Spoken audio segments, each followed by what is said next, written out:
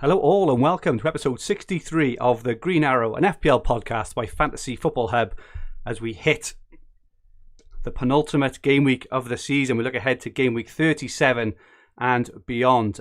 My name is Fergi, and this week with my regular co-host Adam Hopcroft out of action due to work commitments, I am delighted to welcome another of the very best FPL managers and Fantasy Football Hub contributor, FPL Heisenberg, who is chasing yet another seventh consecutive top 35k finish. I tell you what, the caliber of people we've had on has been absolutely superb. It's great to have you on, Heis.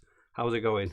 Yeah, cheers, mate. Thanks for having me on. Absolute pleasure to be on the Green Arrow, one of my favourite podcasts. I watched you and Rich the other week. Last week, wasn't it? Yeah. It was, yeah. And I feel a bit... it's tough following Rich with his career history because he is literally top 10 in the world. So he makes me look a bit shabby, but I'll take it. I don't mind being behind Rich a little bit. So you're 4,910th, which obviously a really good rank, and following up on some really nice previous ranks. I noticed that in 27-18 you had a rank of 836. How do you think your season has gone this year? I do remember an incident around game week 18, which I'm sure you'll touch on, but do you want to enlighten us on how your season's gone? Yeah, I try and forget that. I have sleepless nights about that. We'll get onto that. In a minute. But yeah, though, surprisingly, I started off quite poorly the first sort of 6 weeks of the season. I don't know if you've got I'll try and explain it the best I can without it being in front of us, but I was sort of 1.4 million for the first sort of 6 weeks. Yeah. Really poor start. I made some really poor decisions in game week 1. I look back now and I had players who were a bit like rotation risk players, the likes of Saka from Arsenal, and some other players. I think I gambled on Werner early doors. If he'd have banged, wouldn't have looked like a mistake, but there was a few mistakes in there, to be honest. But then I think it was game week 6 or 7, I jumped up to around 700k, so half my rank, and then it was like green arrows. I think I got 10 green arrows in a row, game week 7 to 16, and ended up at 22k. So to be at 22k and not even be halfway through the season, I'm thinking, right, if I can just maintain this and gradually edge up, top 10k should be obviously very achievable. But then in game week 19, I think it was a double game week, I tried to bench boost. I did a -8, and not only did I not click bench boost, I obviously arranged my starting 11 as my best 11, and my weakest went onto the bench, but that didn't even save. I pressed bench boost, it went green at the bottom, so my stupid brain must have just thought that's all done, and it wasn't.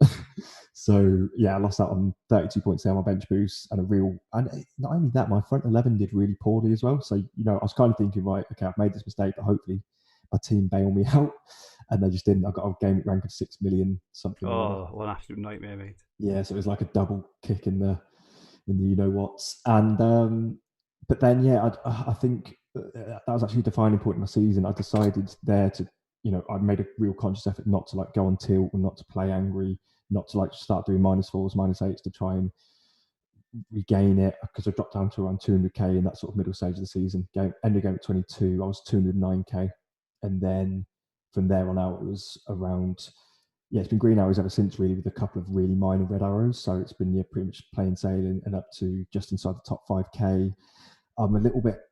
We'll get onto our teams later on, won't we? But I'm fairly confident for this week, game week 37. But game week 38, I'm a little bit worried because of the Man United boys. My bench is pretty weak at the minute, with the likes of Conser, Dunk, and Stuart Armstrong. So I've got some weak bench players that might be needed in sort of game week 38, which I'm a bit worried about. But I guess if it's a low scoring week, I might get away with it. Who knows? Good stuff. I've been waiting to do this for 20 game weeks, but I'm going to have to get the violin out for your game week 18 failed bench boost, where you didn't press bench boost. I can only imagine what that must have been like, Heist, because it must be every manager's worst nightmare. You don't have to press it once a year. What's the matter with you? But, I know. I pressed it. I just didn't press save. I didn't press save. You're taking a bit of stick in the chat as well. FPL tips says top 35k finish. That sounds like someone saying X has the best shots inside the box to minute ratio in the past 12.6 game weeks. Picking the parameters. Hey, Wes, love that. Thank you for that tips. But again, a lot of love as well. Gavin, your incredible FPL history, Wes. Fair play. And Reese Cartree, that is a great history. Wes is king, according to Catal Mikhail. Have you paid these people to be on, Wes? We never normally get this kind of reaction, to be fair. But yeah, and James Harding. I don't get this joke, but I'm assuming that someone does. Well, this podcast must be world famous now. You've managed to get Carl Urban on. Carl Urban. Is that a private joke? No, it's not. I've heard it before though. In terms of I think he's an actor, and I've had him, and I've had the guy from Narcos. What's his name? Okay. Someone will say it, and I think it's insulting. These celebrities will be insulted because I've not had a haircut or proper haircut in a long, long time.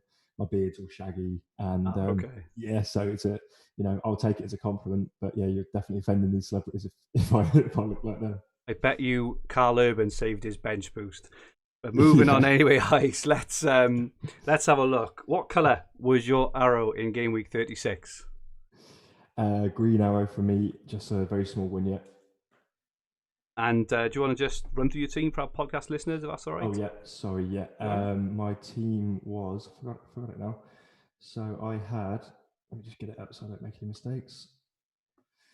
There we go, yeah. So I decided to bench my two Man United guys, Fernandes and Shaw. I kept Dunk on the bench and Mendy. Dunk obviously with the red card, which was a bit annoying because obviously I could have done with a couple of points off the bench for Jota, who missed out for me. But yeah, my team running from goalkeeper to forwards was Martinez in goal, Alexander-Arnold, Konsa, Dallas, Jota, Lingard, Armstrong and Salah, and then Antonio, Watkins and Kane up front. So looking at my team, it didn't really perform very well, but I guess a lot of people in the same sort of boat with, I was quite worried about DCL and Luka Dean and Son and even Salah because I didn't have him captain, but they all stayed relatively quiet, obviously apart from Salah, but Kane got some returns as well. So yeah, I guess it was a very low scoring week and just scraped a little green arrow.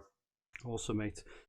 Just quickly looking at mine. So I managed 60 minus 8. He was looking a bit grim over the weekend, but thankfully I had a couple of points off Watkins, but I had Pickford in goals. How disappointing were Everton yesterday. I was going into the match last night on a small green with Pickford and Calvert-Lewin, and I thought, if I can get a clean sheet and a goal here, I'd be absolutely laughing. But Pickford 2, Trent 6, Dallas 6, Kufal 2. I jammed Rafinha off the bench for Jota, which I don't mind holding my hands up. Adam messaged me this afternoon. Adam Hopcroft messaged me and said more bench jam. So quite fortunate there. I viced Salah for 10. I had Lingard and Son who did who did nothing. Assist off Watkins and captained Kane. How unlucky was Kane? That's twice now in consecutive weeks. I think I saw some. There's I forget the Twitter account now, but they analyse a lot of the content creators, and me and you were both in this list of 20 people. I think it is Fergi, and we were the only two out of those lot. I think we were the only two anyway who went for Kane. And I always try and be grateful. If my captain gets points or if I have a green arrow overall, I do try and be grateful and not moan. But with this one, I was really gutted because Kane hit the post twice. He had one cleared off the line. And even, the one he hit the post with in the second half, if Dele Alli scores a rebound, he's going to get the assist. Yeah, that's right. So he dodged points like nobody's business, but at least he did get the 8-pointer. And my logic for Kane versus Salah, I was very 50-50 on it, but I was thinking if they both score one goal, Kane getting a goal normally gets the 3 bonus and therefore 9 points, and Salah won't get any bonus or maybe 1. So it wasn't obviously a major factor, but it was part of my thinking. And then Salah got 1 goal and 3 bonus for the first time in his life. So he didn't really have a lot of chances, which is probably why he nicked the bonus. He normally misses loads, don't he, which affects his bonus points. Yeah, so it's kind of a bit disappointing, but it's not the end of the world, is it, for us there with Kane and Salah 2 points? And I think, did you say you got 60 minus 8? Yes. I think I got 52 without a hit. So yeah, we both got 52 this week.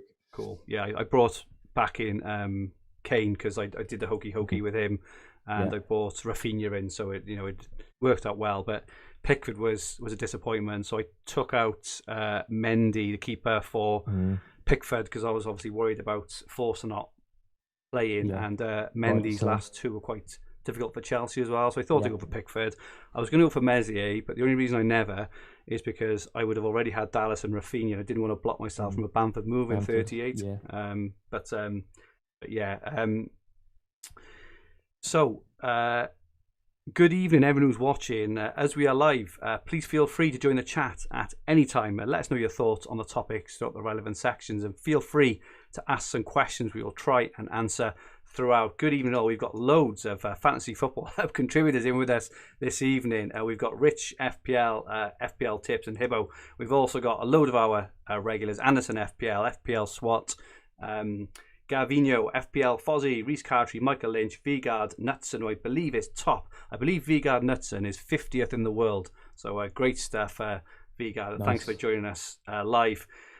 John Tyner, RM, says, I've been stalking him on LinkedIn. I'm not sure who RM is, but I have stalked a few people this week on LinkedIn. I've been updating all my stuff, so apologies, RM, I think, whoever you are. Phil Wright, Michael Lynch, Parky 97, Katal McHale, and lots more. Thank you so much for joining us, everybody. For those who've just joined us, we have got the wonderful FPL Heisenberg with us live this evening. And for any new watchers and listeners, if you haven't subscribed to us yet, please press the subscribe button in the bottom right hand corner of the screen and set the alerts so you don't miss our live streams previewing every game week right here on this channel. Also, please press the like button. We much appreciate if you could press like if you enjoy our content. Just a word on Wes's volume. A couple of people have mentioned in the chat about Wes's volume. He does have a child sleeping in the next room, so he's having to speak a little bit quiet, just to kind of let me know in the comments. Let me know in the comments if this is better, guys. I'll speak right into the microphone. But yeah, like Ferg says, I can't be too loud, and I'm in a really big echoey room as well. So hopefully you can hear me. I've looked into the settings and everything's turned up to the max. So yeah, you're absolutely fine, mate. Okay, that's all. So this evening, Heisenberg and I will look at the remaining fixtures to try and work out the best routes to green arrows in game weeks 37 and 38. We will take a look at some Jota replacements with him being confirmed out for the remainder of the season. We will share some tasty differentials for game week 37 and 38. I've got a couple of right rogues to come out for that. We will share our teams and plans for game week 37. I've got a big decision to make, and it's whether to bring in Bruno or not, but we'll touch on that later. And we will analyse the best captaincy options for the game week. We'll give the competition results from game week 36 and look to give away another prize this week, before finally taking a look at the top of the Green Arrow Podcast Mini League, which I've kind of spoiled because Vigard, who is top of that, is actually live in the chat. But we will take a look at that later. So firstly, we have the fixture ticker from fantasyfootballhub.co.uk on screen, sorted by ease for the final 2 game weeks. So we have West Ham and Leeds have the best fixtures across the 2 with 37 and 38. Then Liverpool, then Newcastle, Sheffield United. I don't think we'll be getting any of their players. Mind you, Jebison put his face in the shop window yesterday. And right at the bottom, Brighton have got Man City and Arsenal. Not very nice at all. Palace got Arsenal, Liverpool, and Villa have got Spurs and Chelsea. But just looking at these fixtures, Wes, I suppose in terms of how we approach these last 2 game weeks, have you got any general thoughts on how to approach them? Well, yeah, it's tough, isn't it? I think when you're making your transfer, and it's something that I've got to consider, is because, again, thinking about sort of Jota replacements, the one that springs to mind for my team, I haven't got Greenwood. So, the first thought that comes to mind is Greenwood. At home to Fulham, fans back in the stadium, Greenwood's nice and rested, etc., etc. But then Man United's a tricky one because of the Europa League, isn't it? Because the Europa League's only, I think they've got 2 days rest. The last Premier League game's on a Sunday. Then they've got Monday and Tuesday off, where they'll also have to travel to Poland. And then Wednesday they actually play, obviously, the biggest game of, it's a big game for them, whereas the league isn't very important for them at the minute. So I'm a little bit worried there. I guess where a good bench could be really helpful there, and you could use your bench there. But my bench, as I said earlier on, is pretty weak. So I'm a little bit worried about Man United. So yeah, consider your own squad, your own bench, if you are going to triple up on someone like Man United. Looking further towards the top, I really like Newcastle. I was thinking about them a couple of weeks ago for these last couple of weeks, and I think we chatted earlier, wasn't we, Fergie, on DMs, that they've scored the most goals since the clocks went forward. I think I saw that from in a tweet. So they're scoring a lot of goals. They've got assets like Willock and Alan St-Maximin, who are both cheap midfielders who you can get in to replace Jota quite easily. And yeah, obviously Liverpool, we know all about those guys. But yeah, maybe there's a third Liverpool asset that could jump into our teams as well if now Jota's out. So that's an interesting one. Where do we go there? Maybe Nat Phillips, maybe Mane. Other than that, obviously, yeah, it's West Ham and Leeds. Obviously, it goes up saying they've got good fixtures. They've got the same fixtures, haven't they? Just inverted. Um, and West Ham have still got something to play for. However, they've had something to play for the last few weeks, and they've actually disappointed, haven't they? So, Yeah, you're right. yeah, it's a bit tough. But yeah, I think it's this. Looking at these two fixtures together is very important, and obviously, you do want to be avoiding where you can the likes of your Brightons, your Villas, your Palaces, all those teams near the bottom, really. If you can help it, you wouldn't be targeting players. Like I've got Watkins, for example. I probably won't get a chance to move him on because of the other issues in my team, but I wouldn't be looking to bring Watkins in. I might just ride him out and hope he can nick me something in those games like he has done in the big games this season.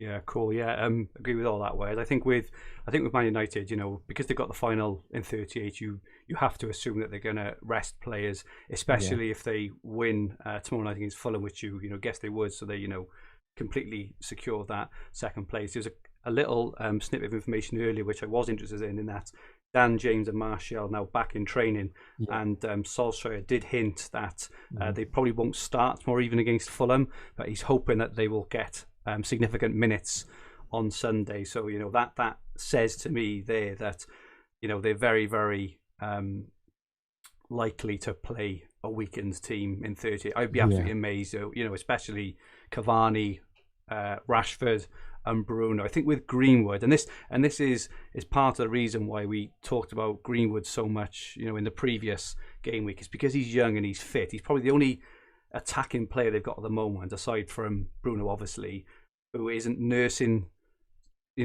some kind of injury or kind of fitness issue. So he, I think he may get maybe minutes in both, maybe 90 tomorrow, maybe 60 potentially on Sunday, but it's so hard to know. And so I think that's United. I think what's interesting is obviously Chelsea have to win. If Chelsea don't win against Leicester in 37, it's kind of out of their hands, because Leicester and Liverpool, then if they win their remaining games, Chelsea will be out of the Champions League spots. And it could be absolute disaster for Chelsea, because if you think, they obviously just lost the FA Cup final. They are the underdogs in the Champions League final. I was looking at the odds earlier, and City are kind of even money, and Chelsea are 3-1. So from where they were a week or so ago, to not win anything and not qualify for the Champions League would be an absolute disaster for Chelsea, wouldn't it? So they have to win. So they have to play their strongest team tomorrow, you would guess, and a reasonably strong team in 38 as well. Liverpool.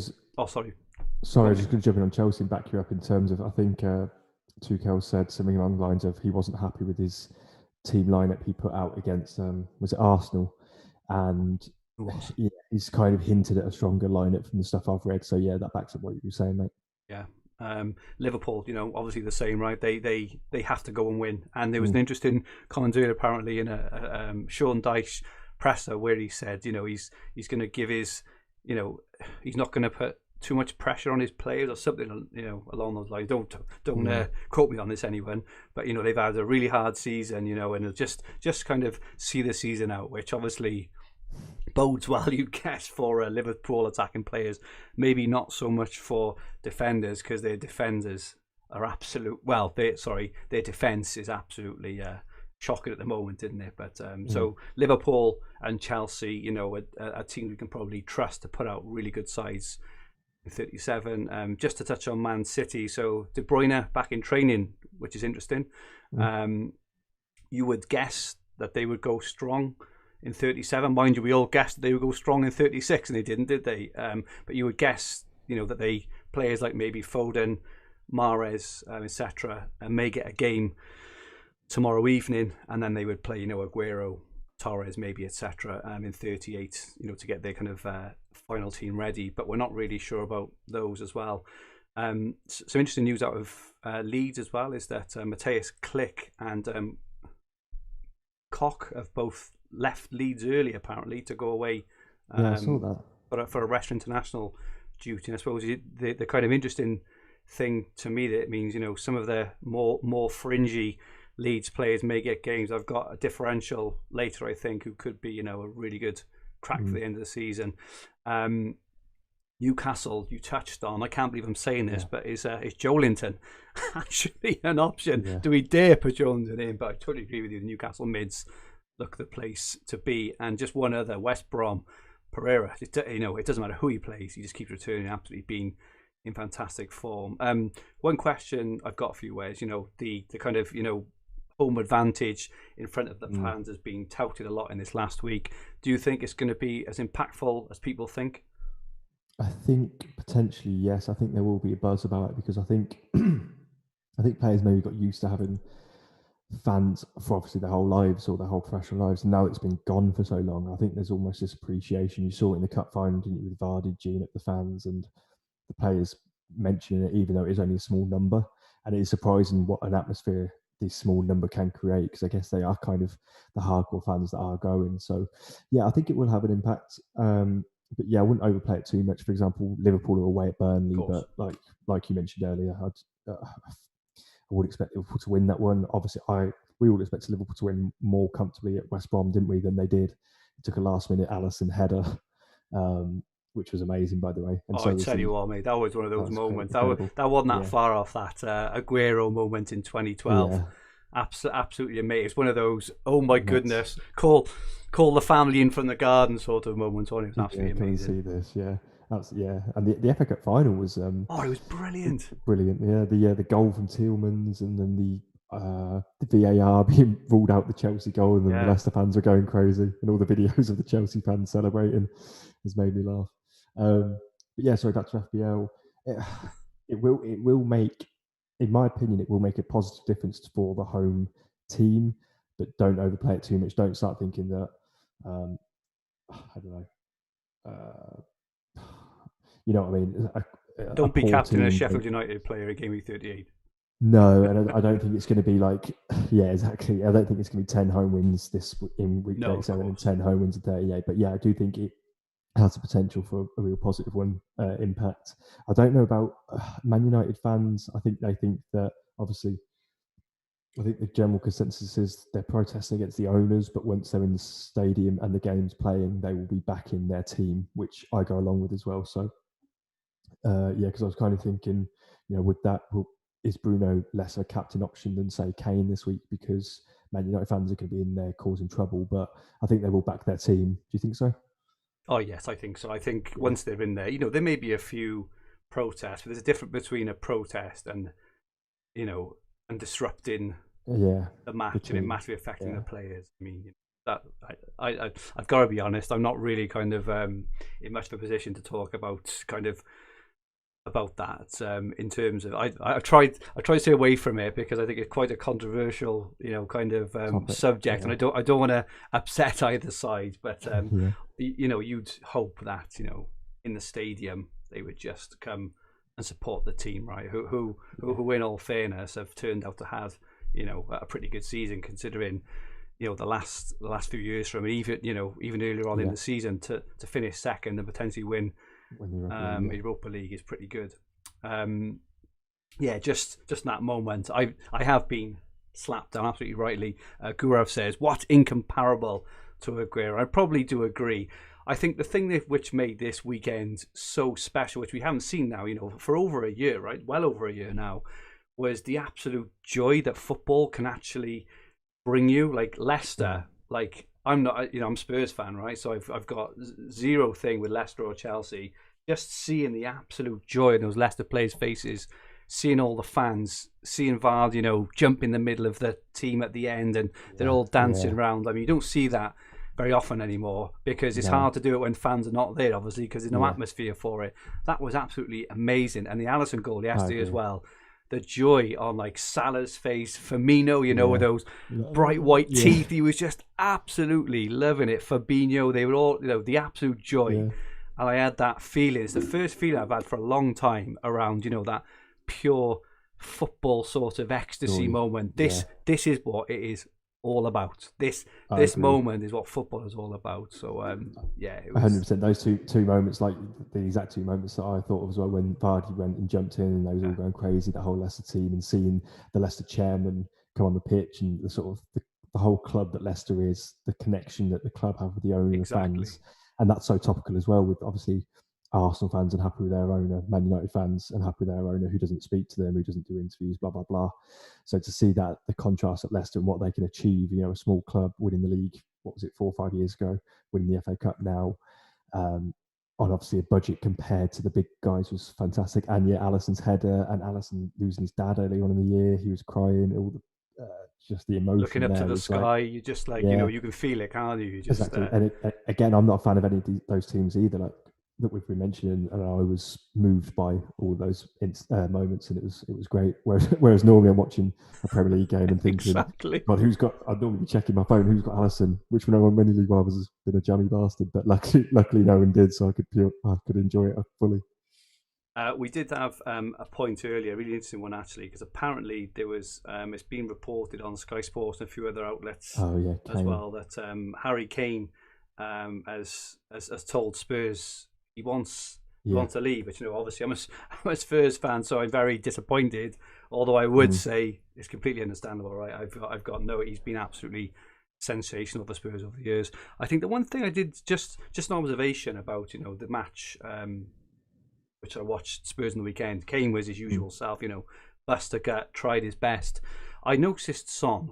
I thought Son, and this is, you know, I'm only mentioning this because it's going to form part of an FPL decision I have to make later. I thought Son was so off it, and I was shouting at the TV because every time he got the ball on the left hand side, what he was doing the first 2/3 of the season. You know, he'd get the ball on the left-hand side, he'd defend in front of him, and he would just run at the defender. He would run at him. Okay, he'd lose it sometimes, but at the time he'd get past him, he'd cut inside, go on the outside, he would attack.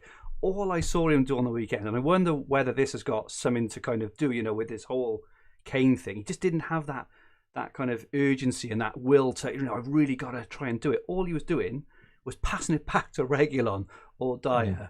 The whole game, and I was so frustrated because I was like, that's not Son.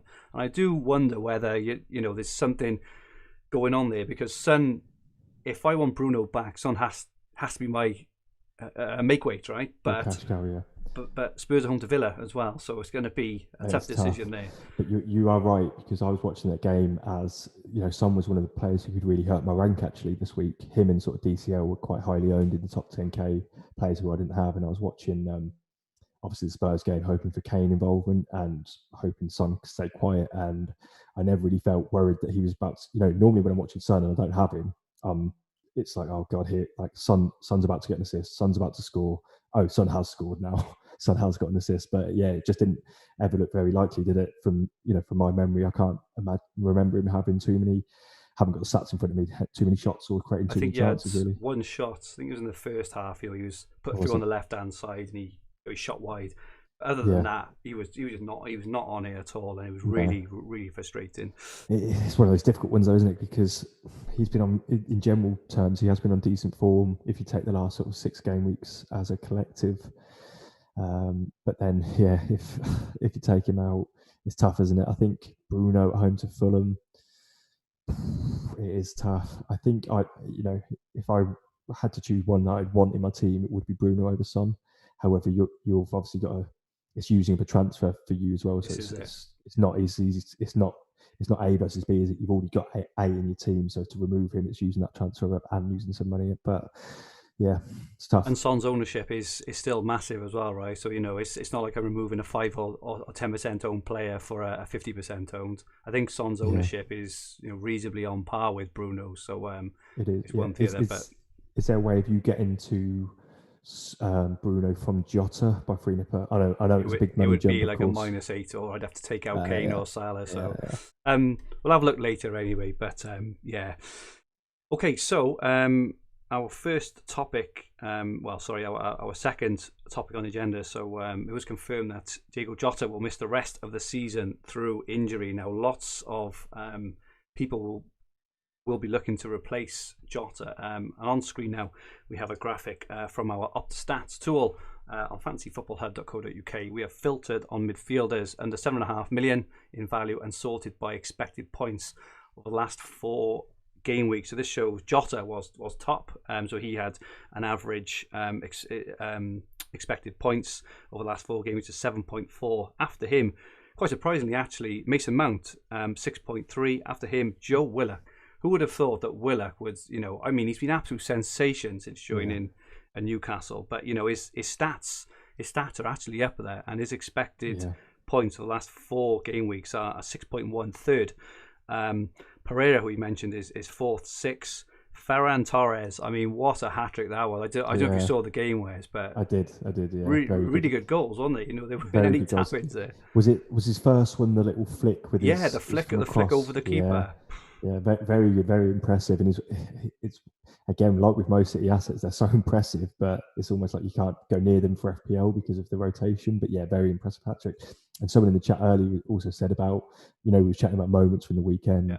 They brought the Scott Carson penalty save, and that was good. And I saw at the end of the game, all the Man City players, he seems to be a really popular character, Scott Carson, from what I've heard and what I saw. They was literally all, you had players who didn't even play, were running onto the pitch and patting him on the head, and that was another nice moment as well for a keeper who's third choice at Man City, coming, playing a Premier League game for the first time in 10 years, saving the penalty, getting the win for his team, and that was a nice moment as well. Cool. Under that, we have Dele Alli, who's averaging expected points of 5.6. We then have El Ghazi, Ward-Prowse, Redmond, and Greenwood. But there's a lot of options. We've also got pictures on screen for those who are just listening on the podcast of St. Maximin, Rafinha, and Foden. But there's more as well. Wes, can I ask you, who you think the best options are to replace Jota? Yeah, I'm really surprised by those stats because, like I said, the first one that sprung to mind for myself was the likes of Greenwood. So yeah, to see those players in there, I'm not that surprised to see. I knew Willock was doing well. I didn't know he was doing that well on the stats, and I think there's I won't ruin it, but I know that there's a graphic potentially coming later showing his XG compared to a popular pick, and along with some other stats, and that was that kind of blew my mind a little bit. But yeah, I don't know. It's really tough. Like the fact that you saying earlier you fancy Greenwood for maybe 90 minutes this week and a 60 minutes the following week. If I end up agreeing with you on that, that would be obviously enough for me to bring him in ahead of these assets, despite the stats maybe favouring some of these other guys. But I do like Greenwood because of how much of a goal scorer he is. That is where the big points are. And, I wouldn't be surprised for Greenwood to score a brace in any game, whereas with all those other options on the list, like someone like Mason Mount, he's a really good player. I'm a real big fan of him, but I would be surprised to see him score 2 goals in a game, for example. I know Torres has just scored 3, but I think generally speaking, Greenwood, just from the eye test, is looking really good. So Greenwood's probably my favourite for this week. But yeah, and like we've already spoken about Newcastle's fixtures, and St. Maximin isn't on that list, is he, in terms of the stats, but and I think I even despite the price difference, even if they're the same price, I do think I would prefer Willock at the minute. I don't know if there's Newcastle fans out there who have maybe seen more of those both over the course of I watch a lot of football, obviously, but maybe there's some different opinions there. But I think I prefer Willock out of the other options. El Ghazi is in there as well, but the fixtures are really bad. Yeah. Dele Alli, I don't know about that. I think he's not really. He's getting withdrawn early, isn't he? 60 sort of minutes sort of time. And Bale's the same. He's withdrawn early. Seems to be so hot and cold. Bale as well. Home to Villa. Yeah. Well, he's more expensive anyway. But yeah, Willock, I noticed a really interesting stat on Willock. So out of all midfielders, this is Jota aside, Willock has had the highest amount of shots in the box per appearance amongst all midfielders in this price range. And as we say, his next 2 fixtures, home to Sheffield United and away to Fulham as well. So they're really good. The thing I struggle with, it's kind of an age-old fantasy sort of saying, and there's a chap, Ian Parrin, who's a bit more famed for Sky Fantasy, but it's just a really basic principle of fantasy, and I do follow it in the main. He says, by attacking players from teams who score lots of goals and by defensive players from good defensive teams. It's remarkably simple, but it's actually very surprising how easy it is to get it wrong. Look at Digne for Everton as an example. You think absolutely nailed on. Even the Liverpool, players, they concede nearly every game because they're not good defensive teams. Whereby you mentioned Torres for Man City. City score a lot of goals. So whoever is playing in that front three for City have got more chances to score than most other teams. And I'm always on that when I think of these, Newcastle players, West Brom players. But who's to say, that they don't. And they are scoring a lot of goals at the minute. Well, they are, and that's at the minute. That's it. That's it. But yeah, that's a really interesting point from yourself and Ian there. And it's kind of like I was considering bringing in Kufal for West Ham this game week gone, because in my head I was like, oh, he just hit the post in the last game. He got an assist, I think, the game before. He was getting loads of crosses in. He did this and did that. And then I was like, well, hang on a minute. West Ham have conceded tons of goals over the last 8 or 9 game weeks. So it's like, well, and especially if I was going to -4 it, I was thinking, actually, no, what am I thinking about? And it is right. It's so remarkably simple. It's almost, you think, oh, that's too simple to say on a podcast because it's so obvious, but it's remarkable how much everyone will forget that for that shiny object who has that attacking threat for a team that are conceding goals. Because clean sheets are defenders' bread and butter. Look at someone like Dallas this year. Everyone's remembering his goals. He's got more clean sheets than goals. I think he's got 10 or 11, maybe 11 clean sheets now. When I looked the other day, it was 10 clean sheets, 8 goals, 3 assists. But I think it will now be 11 clean sheets, 8 goals, 3 assists. So even someone like Dallas, the highest goal scoring defender this year, has got more clean sheets. So it's just a really good point. I just wanted to double down on that. Yeah, cool. Thanks for that. Phil Wright says it's going to be hard to drop a player after a hat-trick, even for Pep. He's 21, so he can play final 2 games. I think he definitely plays 1. I'm not sure about Pep, 2. Let's just jump in there and correct that, because Pep, I remember vividly dropping Bernardo Silva after a hat-trick, maybe last year or the year before. So I really don't think Pep doesn't think like that. He's not like an old school English manager or an old school English fan who thinks, oh, someone scored a hat-trick, they have to play the next game. It's just not in his makeup. I'm not saying Torres will or won't play, but that just isn't how Pep thinks. I can assure you of that. I think as well, even players like Willock, Torres, you mentioned Foden, Greenwood as well. In 36, a lot of people brought in Foden and Mahrez. Right now, you never know if these players are going to play. But I do have the same feeling this week in 37. I suppose it's back to what we're talking about at the start. How do we approach the 2 game weeks? I've seen people today on Twitter talking about selling Foden and Mahrez. Now, I don't understand that. Okay, they bought him for last week. He didn't play. Why does that then mean he won't play this week? I play them this week because if you shift them on, likely for a -4, they may play, and if they don't play, you get someone off your bench. So it's not the end of the world. Yeah, if you've got those guys, absolutely, be holding on. If you've got anyone who didn't play in the last one, be holding on to them. Would I be transferring? Again, I've got that sort of Jota conundrum. Could I go Jota to Foden? But I need to, because of, like I said earlier, my bench is weak. I don't want to have to rely on that. I want an asset who's going to play both. Exactly. Which is really a shame, because I really would love to go for a Greenwood or a Foden. But will I end up going a bit more safe with a Harrison or Rafinha? Maybe. I don't know yet. And I need to make my mind up soon because the deadline's coming up. I know, it's the same. This is the thing with the quick deadlines. There's no time to think. So if you were to ask now then, so who is your top 2 players who you are considering as a really good Jota replacement? It doesn't have to be specifically for your team, but who are the best 2 replacements, do you think? For me, the best 2 replacements, and for my team and for everyone listening, in my opinion, are Greenwood and Willock. Willock for those fixtures, assuming he's on loan, isn't he? I assume he will play those both games. And Greenwood for his explosiveness. Like you said, if he gets 65 minutes in both games, I'll be happy enough, thinking that he's got a good chance of scoring goals then. Greenwood and Willock for me.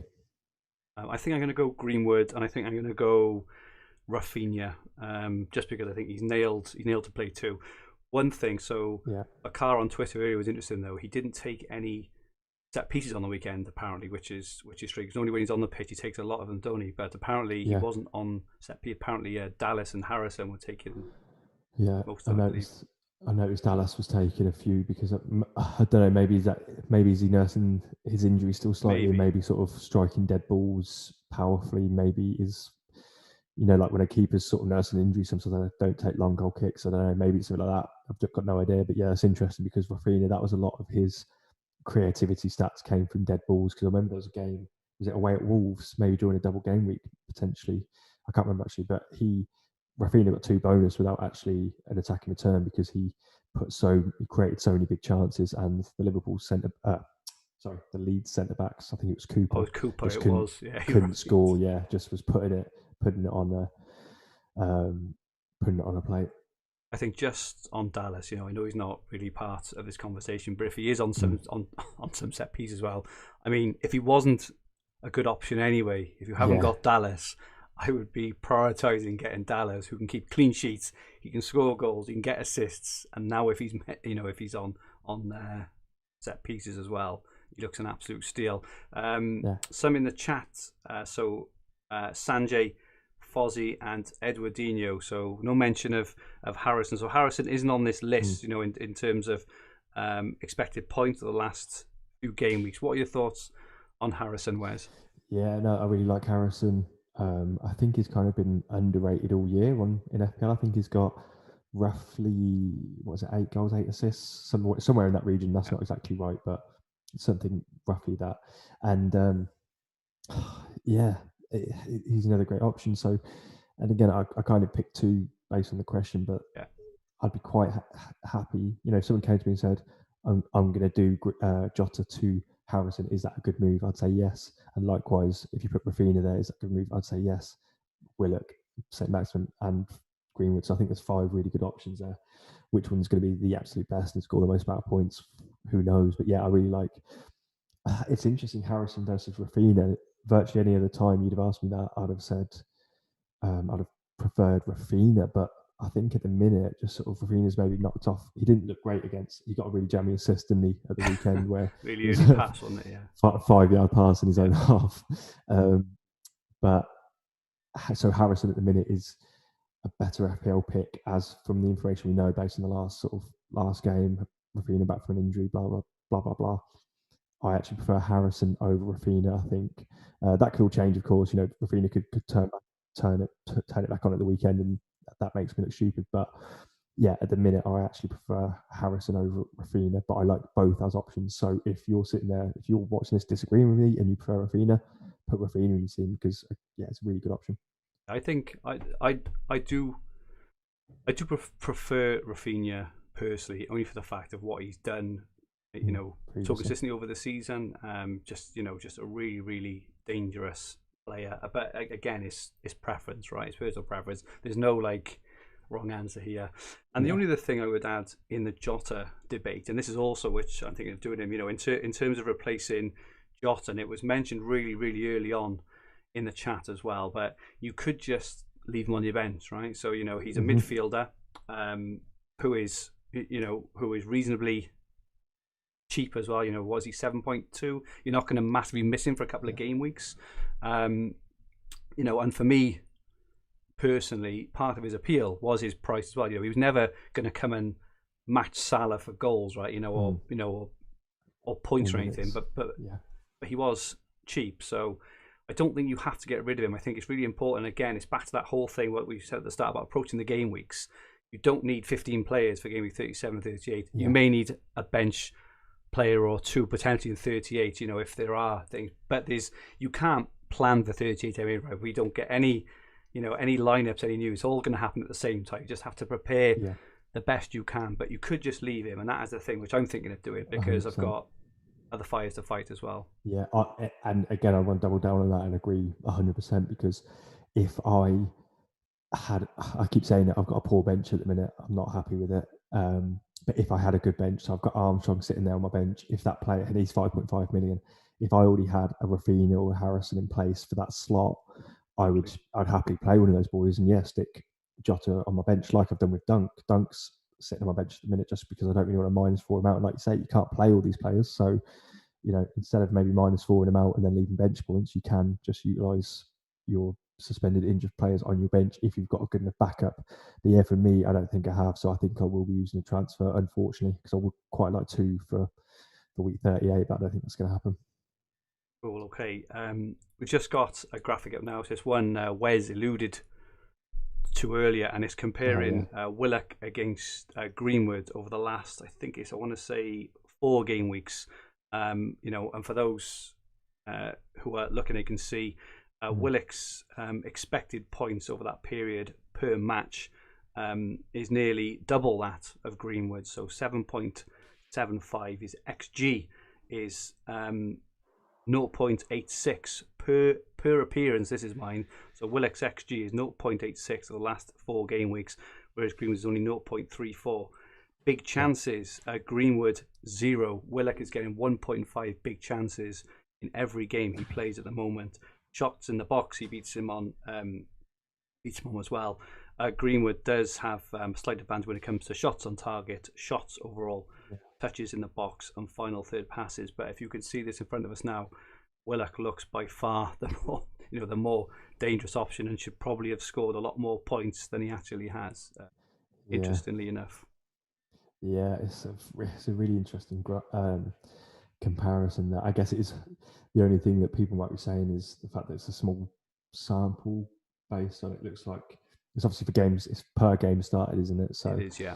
It looks like two starts for Willock over that period and 3 for Greenwood. But even still, for Willock to be putting up those sort of numbers for that sort of price difference as well, because you've got to remember you could be getting Willock now instead of Greenwood. You could save that.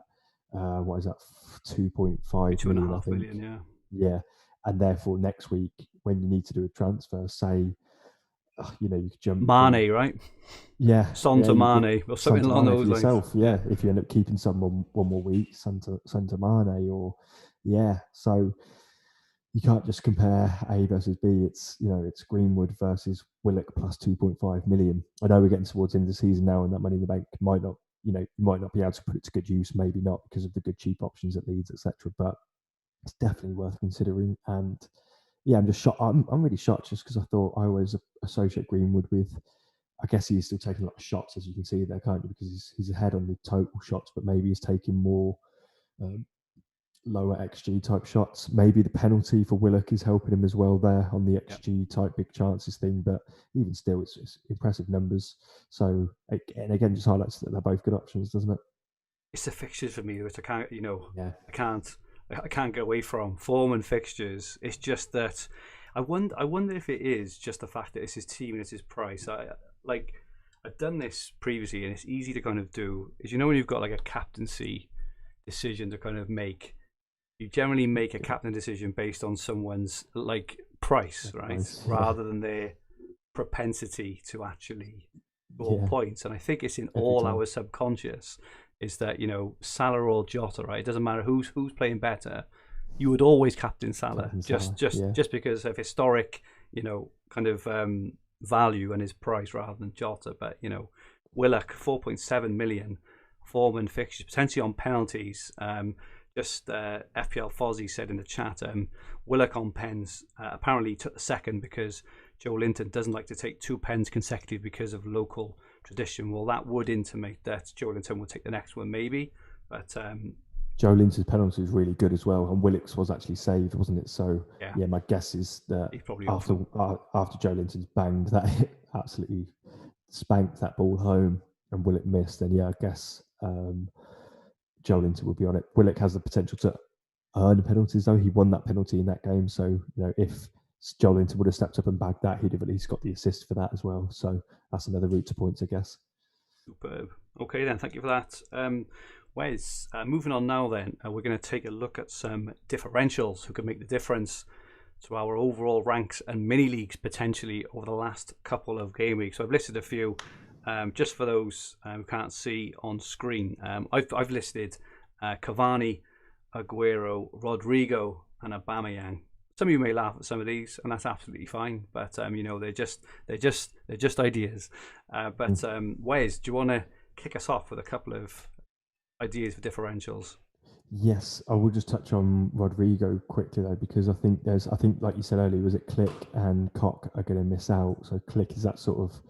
I think Rodrigo was playing that sort of position early on in the season. I could be wrong, but he was playing one of those sort of attacking mid roles alongside Bamford, or on the pitch at the same time as Bamford. So if Click's out, then maybe Rodrigo comes back in, and therefore is maybe more nailed on, especially after looking lively off the bench and scored a brace, didn't he?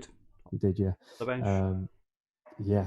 So other than that, differentials, I kind of had a couple of those in mind. I did have, and again, it was sort of Foden was on my radar in terms of a differential left field pick, but I always I do often advise against Man City players because I'm just a bit worried about predicting Pep, because like you said, a lot of people were trying to predict Pep in the week just gone and it didn't quite happen. So I think he will try and get some minutes into his A side, won't he? He doesn't want Yeah. all his Champions League final players to have that long of a rest, I guess, which is why he played the likes of Walker, Gundogan, and a few others in the last game. And then I think he will play a mixture. So it is tough to guess who will play, but I guess after Foden's just had a rest, he's a good shout.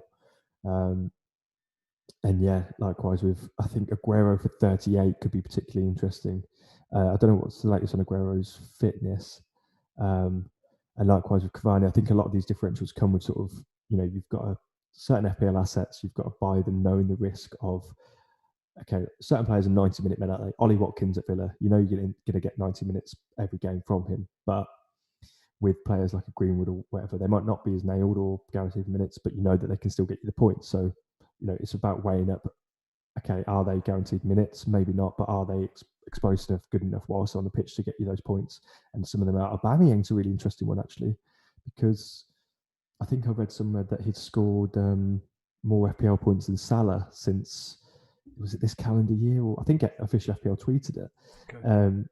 I can't remember the exact stat now, but basically Aubameyang, despite missing on like 5 or 6 extra games in Salah, someone in the chat might remember this, he's actually scored more FPL points. Again, this was before the weekend just gone, so it's probably out of date, but I'm just trying to highlight that Aubameyang's actually been performing quite well when he's been on the pitch over the last sort of, 10 to 12 game weeks, so he's worth a shout.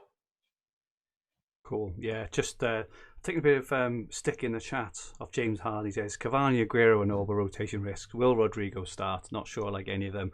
I suppose should have been maybe a bit clearer at the start, but I like Cavani for game week 37 only. He's not going to play in 38, right? But Cavani is 1% owned, and you know what? I've been trying all day and I can't do it. I would love to work Cavani into my team. Home to Fulham.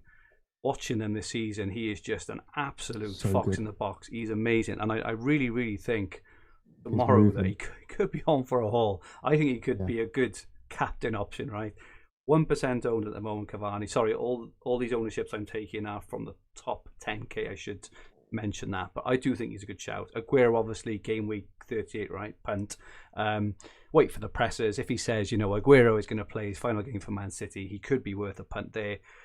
Rodrigo is close to 0% owned in the top 10k. Now, he is a punt. Obviously, all these are very, very low owned players, but they're low owned for a reason, is that they are, risks, right? But if you've still got 9 or 10 really good players, you can afford to take a risk on someone, right? So, a double up potentially. Leeds, last home game of the season, home to West Brom. Imagine having a double up of Bamford and Rodrigo, both of them starting. I would be absolutely licking my lips at that. Because you expect a few goals, you expect them to be involved. Aubameyang potentially, they're away to Palace in 37, have been conceding some goals. Home to Brighton in 38.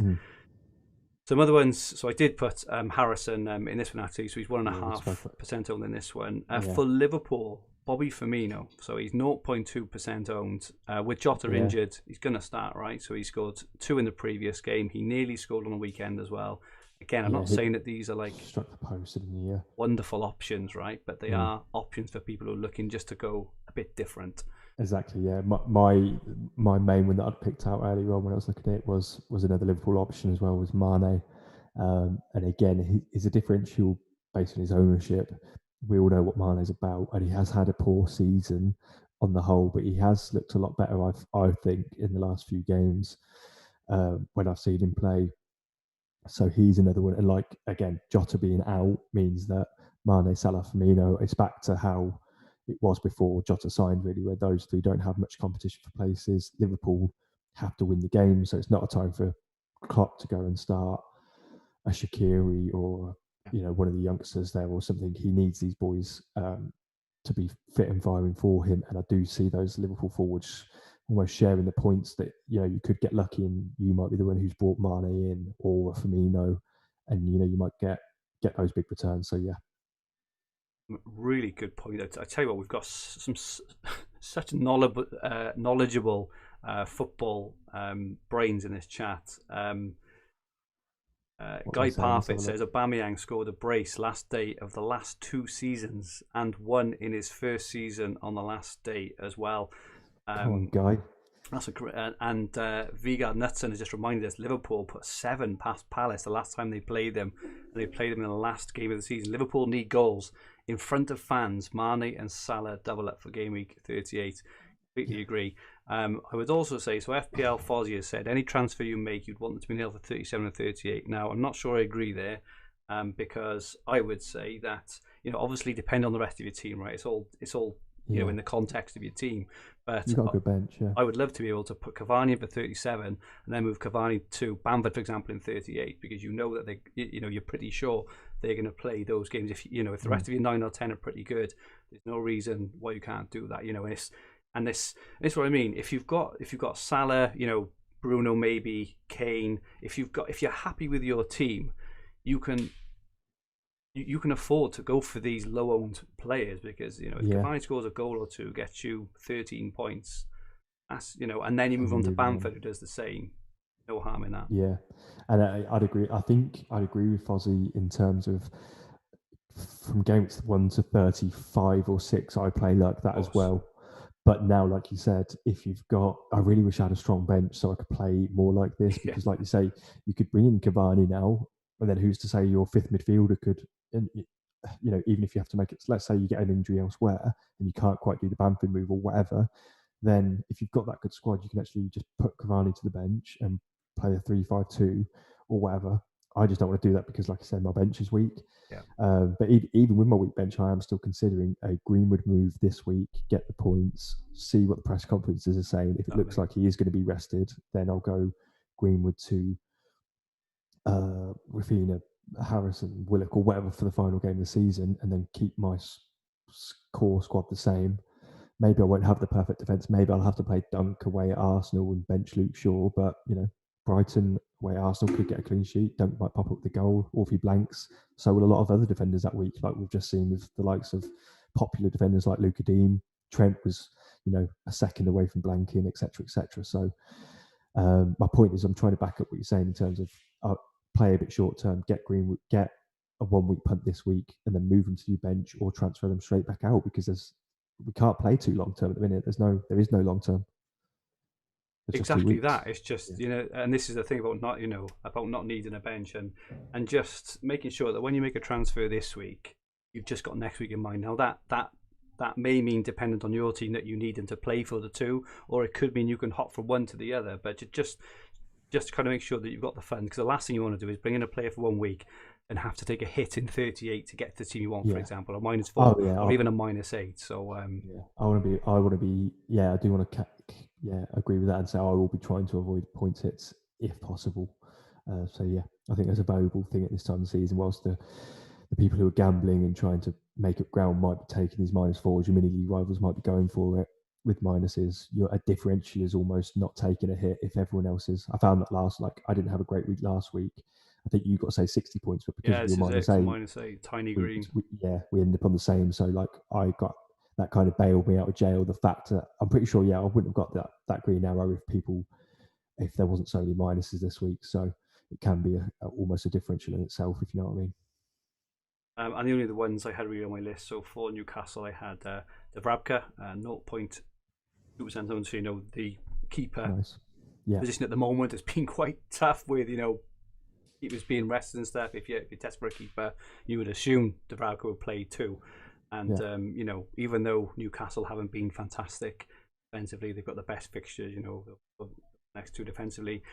And West Brom, Mateus Pereira at 3% owned, so he just keeps doing it, doesn't he? It was funny because we pointed him out. I think Adam and I pointed him out in game week 25 or 26, and he had a really nice short run of games, and he had a double game week. But he didn't do much in those games. But as soon as he went off the radar, he just hasn't stopped since. It's just that it's that age-old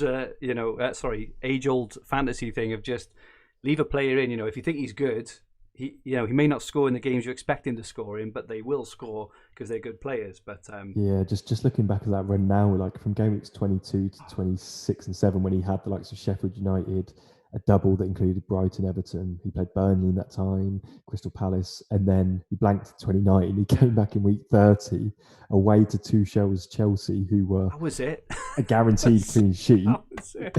And he scores 21 points in a 5-2 away at Chelsea. That's incredible. That's when that's just like no one's. It's just ridiculous, isn't it?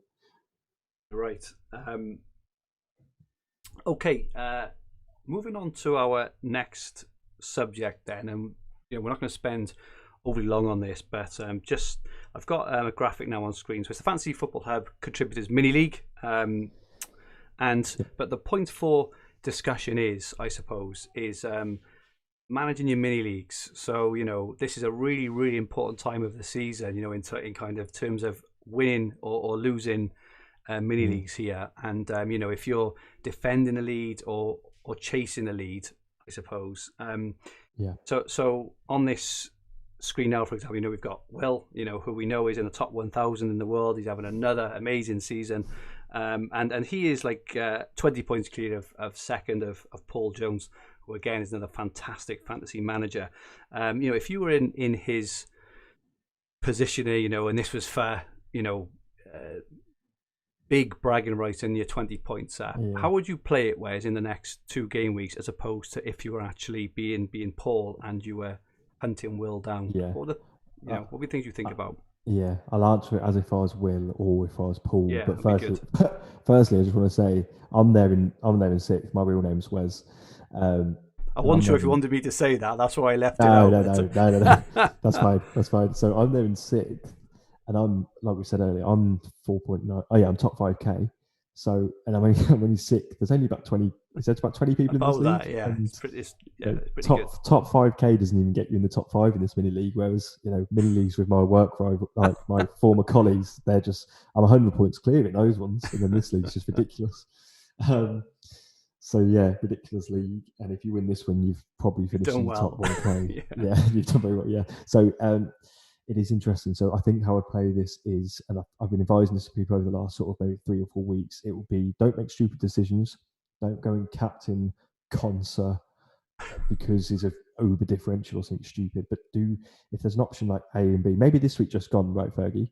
There was Salah, who was the most popular pick. All the polls showed it. It was obvious that Salah was going to be the most highly captain player. But Kane was a really good option as well. So you kind of take these, you've got player A and B in your head who are good options for either transfers in or captaincy. And no matter which one you actually prefer, you actually go for, if you're chasing, you go for the one that's less owned or less captain. So it would have been Kane this week. I captained Kane the week just gone. It wasn't for that reason. I'm trying to ignore rank and just focus on points. And I'm trying to ignore mini leagues. But if I was, like you said, desperate for those bragging rights and I was in Paul's position, I'm 20 points behind Will and I really wanted to catch him up, and I knew he was going to captain the safer pick in, say, a Bruno this week or whatever, I did go for the second best option. So it's not a gamble, punty, stupid captain. It is a great captain, but you're just hoping, like this week, Fergie would have been laughing if Salah just blanks against West Brom, which, based on the chances he actually got, he could have done, and Kane could have got a brace. We'd have flown at the ranks if that had happened. So how Salah scored more points than Kane this week, I still can't understand. I know, I'm very get the violin out for both of us. That's right, you're right.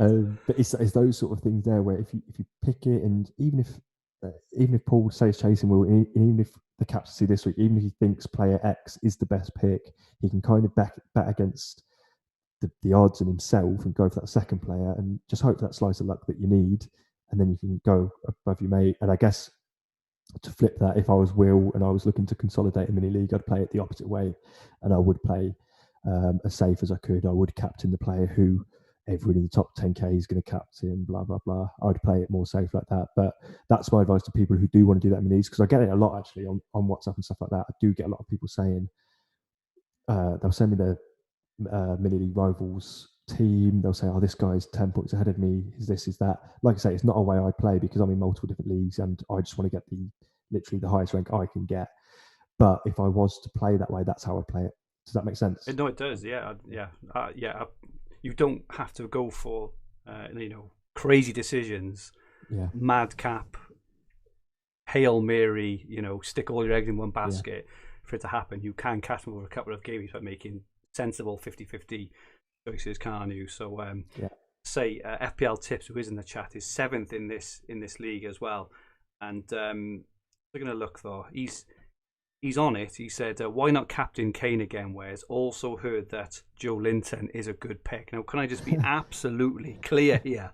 I did not say that Joe Linton is a good pick. I think I said tongue-in-cheek, something along the lines of, Is Joe Linton even an option potentially? That's very different from saying, Tips, if I were you, transferring Joe Linton, he's going to get a hat-trick this week. Well, actually, we laugh about, I was on podcast with John on and live streams on the Hub channel with John recently, and we was talking about Benteke, and it was kind of a jokey question that was thrown at us. And look, he's done okay, and we talk about Newcastle fixtures, and again, like you, Fergie, I'm not saying go ahead and go get Joe Linton in. I'm not going to be bringing him into my team, but if you've got a slot for a striker and you are chasing a mini league, you need a differential.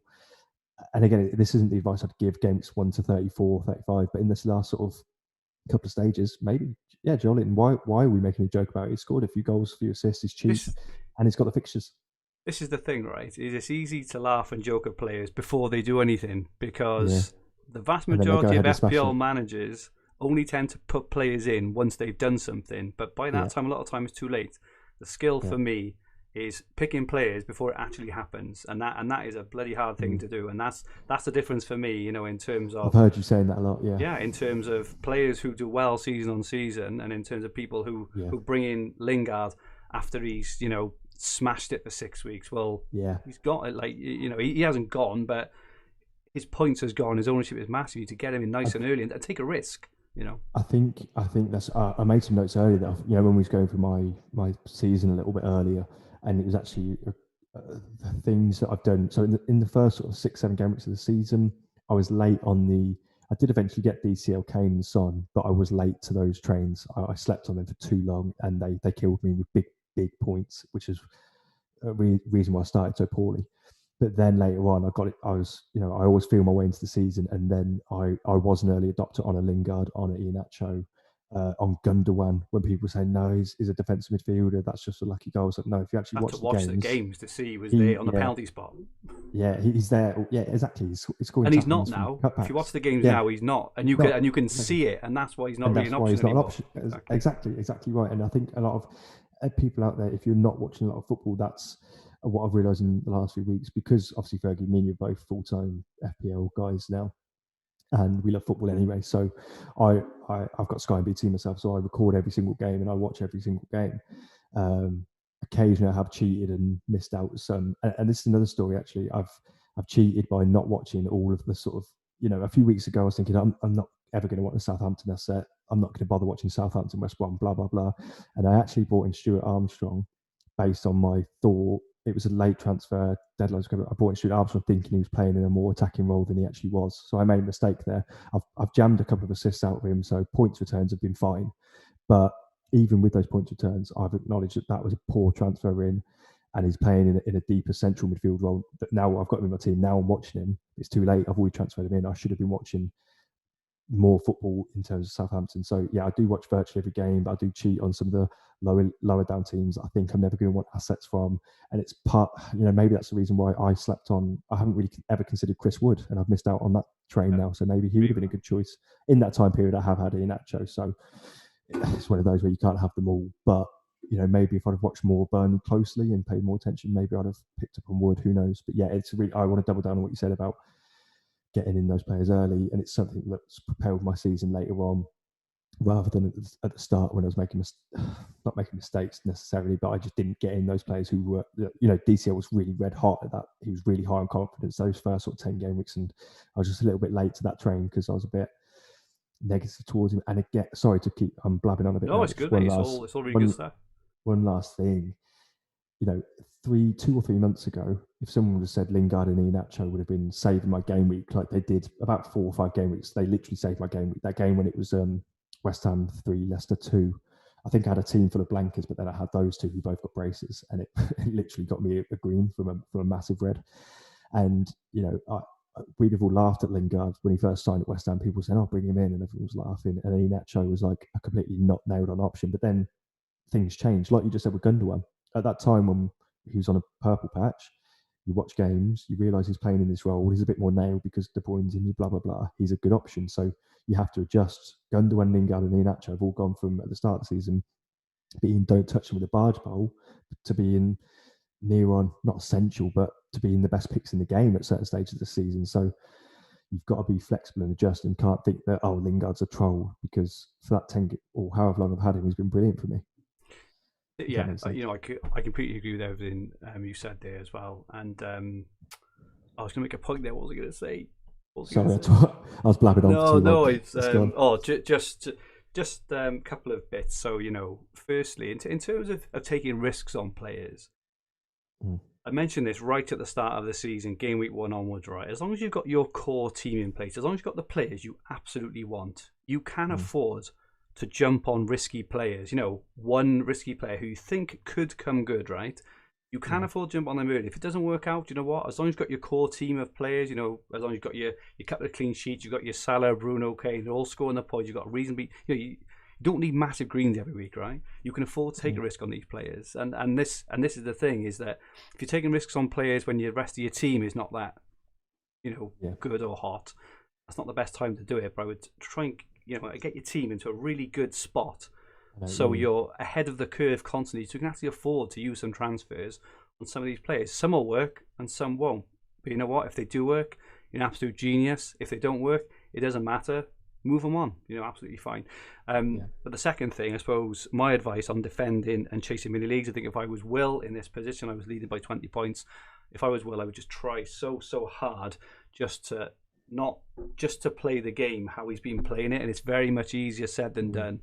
But I would just try and not think of the team in second that is chasing him, and just play the moves. I wouldn't play a defensive move particularly. I captain Salah this week, for example. If he's got Salah in his mind, just captain Salah, right? Probably captain Salah in 38 as well, you guess. But don't try and overthink it. Well, if he captains Salah or wherever else, I would just play it. Yeah.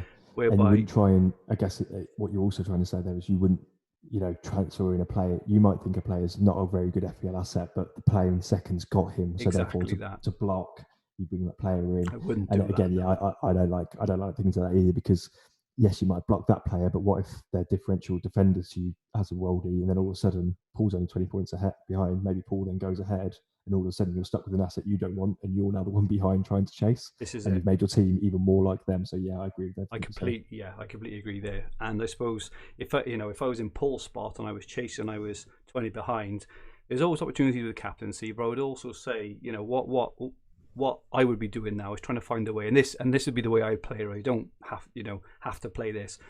But like I've said earlier, we spoke about some really good differentials, and they're very, very, very low owned, but they've got really good opportunities of scoring, right? I would personally jump on Cavani in 37, just because I personally think he's going to play 80 or 90 37. I think he's home to Fulham, in front of fans at Old Trafford. I can see Cavani doing some damage, and I wish I could get him into a team, but I can't. But that's an example of a move I would make. It's not mega aggressive. It's still a very, if you actually sit back and think about it, it's still a very sensible move. It's a good attacking move, not overly aggressive, not just going for it for the sake of it. And then you could then move him on, for example, like I said earlier, for maybe Bamford. If you've got Bamford, why wouldn't you go for Rodrigo in 38? Just they're incredibly low-owned players, but they are very, very valid picks with wonderful home fixtures as well. So that's an example of what I would maybe do. Everyone's different. I'm not saying it's kind of right or wrong, but you don't have to go too far away from playing your natural game to potentially actually having a good team. I'm saying all this, obviously you need, there's no point doing that if you haven't got Salah, for example. You need to have your core team in place first, and then you can afford to move the aggressive around the edges. So sure. Hopefully that has helped some players in positions where they are defending and chasing the mini leagues. Okay, so Wes, we've now got your team on screen for game week 37. Do you want to run through it for our podcast listeners? Yes, so let me just pull it up myself. So I've got Mendy in goal. I've got Mendy and Martinez as my two goalkeepers, which is a hangover from the bench boost. I haven't really wanted to use a transfer just to free up some funds that I haven't really needed. So yeah, I've just got both of those two. Mendy has got playing better defence. He's probably got they've both got tough fixtures, but yeah, I'm going Mendy. And then in defence, I've got Alexander-Arnold, Luke Shaw, who I'm really happy with for this game week, but not so much for week 38. Then I've got Dallas, and in midfield, Jota's in there at the minute because I will be transferring transferring him to the likes of a Greenwood, etc., etc. Lingard, Fernandes, who's set as captain at the minute, but I'm really not set on that yet either. Salah, and then up front I've got Antonio, who I am happy with despite his blank when I brought him in. Watkins away at Spurs. Again, I feel like Spurs can concede goals. And I've got Kane. My bench is, like I said, Martinez, and then it's Armstrong, Concert, and Dunk. So my bench is an absolute disgrace, which is fine if I don't need them, but I've had a really good bench all season because of COVID, because of bench boost or whatever else. And I do actually I've changed my style of play a little bit to have a bit of a better bench, and I found it quite helpful because it's meant that I've saved -4s here and there. When a player's off form, I can just bench them and use my bench. Whereas at the minute, I don't want to play Concert, especially where at Tottenham, Dunk suspended for one more game. And Armstrong, like I alluded to earlier, was actually a mistake of a transfer by me, despite his return so far. So that's why I am hamstrung into having to take Jota out this week for a transfer. And like you said earlier, if you have got a stronger team, I could have afforded a stronger squad. Sorry, I could have benched Jota, but I can't. So yeah, that's my team. Got your captain on board at the moment. We'll cover captaincies next, but is that something you're actually thinking about doing? Don't know.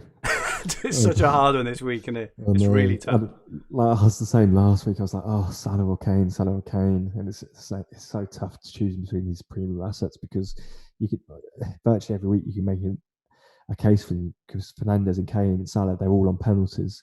They're all their team's top goal scorer. Salah and Kane are going for the golden boot. Fernandes has, I think, the most goals and assists combined. Does he? Or maybe that's Kane now, but Fernandes has been a consistent performer week in, week out, and Man United get a lot of penalties, and they've got home fans in. And then who's got the easier fixture? Fulham at home, or Villa? Villa have conceded a lot of goals, and so are Fulham. And like you just mentioned about Burnley, took the foot off the gas. They just lost 4-0. 4-0 at home to Leeds, yeah. So bizarre result that was, wasn't it? Yeah, and Liverpool need the point. Salah wants a golden boot. Salah wants and Liverpool want the wins, etc., etc. So yeah, those three.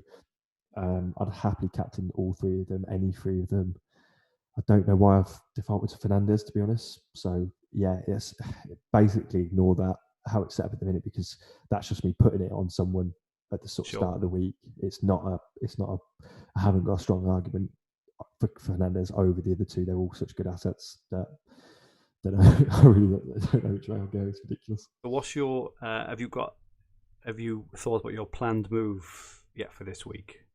Yeah, so my one free transfer will be, I am waning on this because I'm potentially overthinking, or maybe it's good thinking in terms of the game at 38. But my thinking's Jota to Greenwood, and then like you've said, I can then potentially move Greenwood on next week. I can then maybe bench Luke Shaw if I think he's going to miss out, and then maybe just risk it and keep Fernandes. And therefore, I've only got one United asset, and I've got Dunk away at Arsenal, which isn't actually an awful fixture for Brighton. But that relies on no injuries or suspensions to the rest of my team. So that's why maybe, because like I keep alluding to my bench being weak, maybe from my scenario, it actually makes more sense to go Jota to one of those safer picks, one of the Leeds midfielders or one of the Newcastle midfielders. But I don't want to miss out on Greenwood's points this week. So maybe it's best to think short term and deal with 38 when it comes.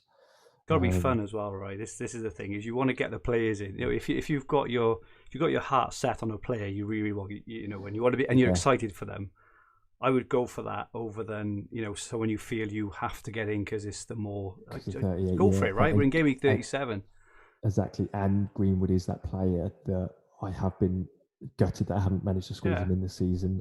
Again, I kind of played because of the blank game week. I wanted when I transferred Jota in 2 or 3 weeks ago, whenever it was, that was with blank game week in mind. And he ended up obviously blanking anyway because he's injured. Same.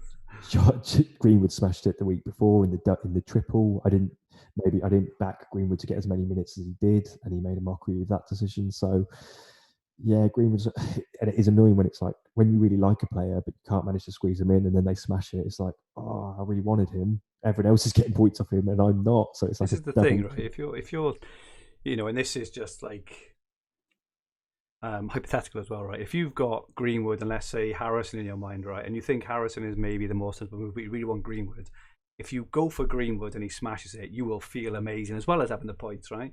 If you go for Harrison but really wanted, Greenwood, and Greenwood smashes it, you'll feel absolutely pig sick. And Yeah, whereas, I think if you get why Harrison they and do that. Eagles, you may be a bit like, oh, phew, really knowing in your heart of hearts, you kind of got away with them when, Yeah, they you maybe, wanted but Greenwood. yeah, just do it. Well, I say that, whereas you're 5k, I'm 40k, so don't listen to me. You obviously make your own decisions, but yeah. Moving on to my team then. So I've got Pickford. So disappointed in Pickford last night. But I've got Pickford in goal, the home to Wolves. I've got Dallas, Kufal, Alexander-Arnold and Shaw at the moment in a back four. I've then got Son at home to Villa, Salah, Lingard and Rafinha. I've got Calvert-Lewin and Kane up front. I've got Forster on my bench, Watkins, Rudiger and Jota. So my bench is actually okay at the moment. I've got Watkins and Rudiger on the bench there. I can, put Much in stronger. Rudiger for Kufal, for example. I've got one free transfer, but I'm a bit stuck here because I kind of mentioned earlier, right, about getting on the core group of players, and Bruno Fernandes is definitely in that, in the core, in the core group. I made a plan in 35, and I literally at the end of my plan I put 37. Who knows? But now I'm here, and now I'm not sure what to do because I suppose the one thing with Bruno in terms of why I think I may not get him back in is one, I don't think he'll play in 38, but two, I'm probably not going to captain him in 37. I think that's quite important because if Bruno does kick off and get a goal and an assist, right, he'll get, what's that, 12 or 13 points. It's obviously a lot of points, right? But the only player I can reasonably swap for him is Son, who's home to Villa, who defensively looked absolutely dreadful against Paris in the last game. Shambles. He's going to be on that Absolute shambles. left-hand side against makeshift right back in El Mohammadi, in El Mohammadi. And for everything I said about Son earlier, it's still Son playing against poor, a poor defence at the moment. So I can either put Son to Bruno for free, but I could potentially there just be, I could be doing myself out of a game week 38 player in Son, who will very likely play against Leicester away in 38, whereas Bruno probably won't play there. So I've got that one. My other one, I could do a very simple Jota to Greenwood, the same as you. However, because my actual all-round team is quite good, I wouldn't even know who there I'd even bench, because it would mean benching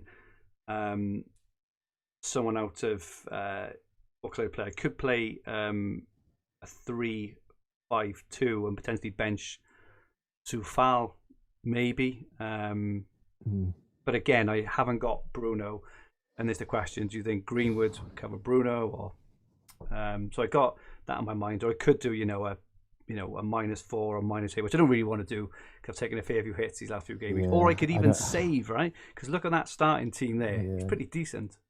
I wouldn't. Yeah, I certainly wouldn't be taking a hit with that squad.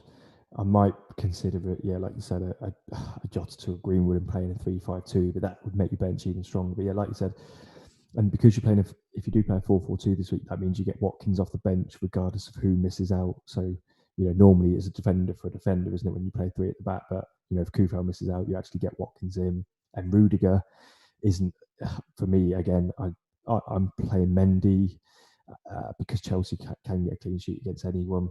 So even if Rudiger has to come off your bench, that's still a good option. So I definitely wouldn't be taking. I don't think a -4 is worth it for your team. Like you said, you're without Bruno, but you're not going to captain him. So it's kind of Bruno versus Son. Can Son score similarly to? Because I don't have Son, for example, in my team, but I do have Bruno. So can Son match Bruno this week? I think he's got every chance to. Because like I said, he's got a really good fixture as well. So I think if I was in your boots, I'd either do one of two things. I'd save a transfer, or I'd do, because Jota is out for the season anyway, I'd potentially do Jota to Greenwood, bench Kufal, like you said, or Sofal, however you say it. And then in weeks 38, you've got to have even if you think Greenwood's going to miss out, you can put him straight back onto your bench and have Watkins as a good bench player as well, and maybe Luke Shaw, because maybe he'll miss out. And then you've still got your transfer in hand as well. I'm thinking of doing Watkins to Bamford in 38 as well. So. Sorry, yeah, exactly. So, yeah. So he's just going without Bruno, and I know, so this is a game of it's a bit of a rank manager, right? Because one of the reasons why I've managed to stay roughly around my rank is because I've held all the high ownership best players for most of the season, right? And this is why I'm where I am. I'm perfectly happy. I'd like to be higher, What I don't want to do is not go with Bruno, right? And absolutely smash it, and all of a sudden Mm. go from 40k to 70k or 80k. That would that would hurt. But I do think in the circumstances that I don't think he's going to be massively captained for one, and I do think I would have Greenwood and Son, who between them, as long as they get some kind of attacking return each, would be good. But anyway, Stefanel's on a wind up. He just said to Daniel Robert in the chat. So Daniel asked, "What have I missed?" And he said, "Yeah, Fergie said sell Kane and Salah for Davis and Joe Linton." Don't listen to him, Daniel. I didn't say that. We're getting a lot of stick tonight, aren't we, Fergie? Oh, mate, it's the same every week, but it's all in good spirits. It's all good fun. So yeah, I think at the moment, there was just a thing in the chat there about Guru said why not Mane? Yeah, so probably wouldn't go for Mane in 37 for the same reasons why I like going for Bruno is that I've got a good. I don't like a sideways move. Son, okay, I slated him and I did, but that home game against Villa is a nice fixture. I hate taking out a nice. I hate taking out a player with a good fixture. I don't see the point. If you can do that, it means your team is absolutely amazing. And mine is it's certainly not. But in 38, it could be an option. I think like you said, Son did have a bad game, but is that the norm? Is that a sign of things to come, or was it a one-off? Did he score? Was it 2 in the last 3 or something along those lines? He scored against Leeds. I think he scored a couple before that game. He had 3 goals in a row. He had 4 goals, 1 assist in his last 5 games. Right. Before that, Wolves blank. So, players are going to blank, aren't they? If you look at Salah, Bruno, Kane this season, Kane blanked in against Sheffield United. DCL blanked against Sheffield United. Kane blanked against Sheffield United despite Spurs scoring 4 goals. He just wasn't involved in the goals. So I wouldn't be, and I think Kane even blanked against Leeds, didn't he? So yeah, I wouldn't be overly worried about Son. And like you said, it's Son against Villa, and Villa were possibly, again, I haven't got the stats to hand, maybe I'm wrong on this, but in my mind, Villa were worse defensively than Fulham over this last 6 or 7 game weeks. Fulham over the course of the season, the reason they're down there is they haven't been able to score goals. They haven't been getting battered 4-5-0 every week.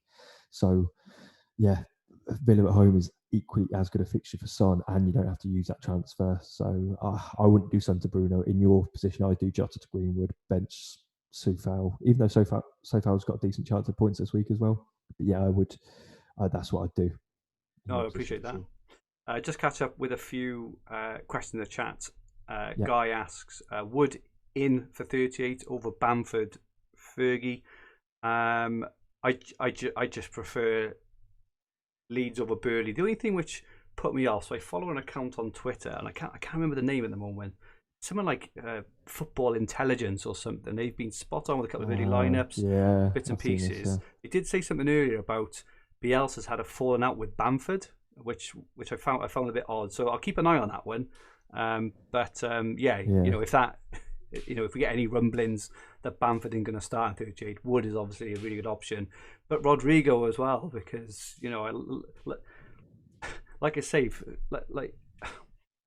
I like sometimes going for these rogue calls because it's for the enjoyment of the game as well. Sometimes things you just got a fancy for. It doesn't have to be backed up by massive underlying stats or anything. Yeah. If you really just fancy someone, like I fancy Cavani this week, I fancy Bamford and Rodrigo in 38. I know I keep talking about it, but I wish I could get him on my team, but I can't. But anyway, just it's the fun as well. Right? I don't see Wood as a fun pick, whereas I would see Leeds at home to West Brom as a game I would expect to see a lot of goals. Notwithstanding West Brom's, was it 5-5 with Man United? I know it was a long time ago now, but Lukaku was there. That was Fergie's not FFH Fergie. That was Fergie, Alex Ferguson's last game, wasn't it, for United? So I think Lukaku got a hat trick for West Brom, or something ridiculous. Who is? But yeah. Daniel Roberts says Martinelli any good? So we haven't really mentioned Martinelli. I probably think there's better options. Have you got anything to add there, Wes? Yeah, no, I think so. I haven't been keeping too much of an eye on Martinelli. Is he getting enough? I know with these sort of Greenwoods and Jotas and players like that, they do have a bit of risk with minutes, but I do feel like Martinelli's a no from me. Just having a look at his minutes quickly now. Just think, It's not too there's bad. better options, right? I think that's And who's he got coming up? Fixtures, Crystal Palace, Brighton. Yeah, it isn't. I mean, like we was going back to like that fun. If you fancy him for whatever reason, yeah. we don't want to tell you it's right or wrong. But if I have to give my advice, and I'd say no to that move personally. But I don't want to put someone off too much. But yeah, not for me. I think, like I said, there's better options in the players we've discussed for those that Jota replacement category. There's a lot of better replacements in my opinion. Good, mate. Okay, we now move on to asking the question. This is a really tough one this week. Who is the best captain of Game Week 30? So it's funny how this decision could actually be a fairly big one, in terms of rank variance, because it could turn your 100% effective ownership player into a 180 and vice versa, right? So it's a big, it's a big one. That's what happened to us in the week just gone, didn't it? Salah was a real big exactly. Player who worked against both me and you, because we both captained Kane and viced Salah. So yeah, he really worked against us in the week just gone. Who's the best captaincy for this week? I'm looking at that graphic now as well. It's no surprise to see those players there. Mane's in with a good shout as well. He's obviously the other three we've spoken about a lot. I'll just mention it. Whereas for our podcast listeners, no, it's fine. So we put a poll up earlier, Fantasy Football Hub at FFH_HQ. We put up Kane, Fernandes, Salah, and Antonio, because I was struggling for a fourth bit. So I put Antonio in away to West Brom, but Salah away to Burnley, who have also got Pope out as well. It's worth mentioning. And Dyche has also said, I think Guy put it in the chat earlier, that they're kind of on the beach. That Dyche has said they will be on the beach, but he took 42% of the vote.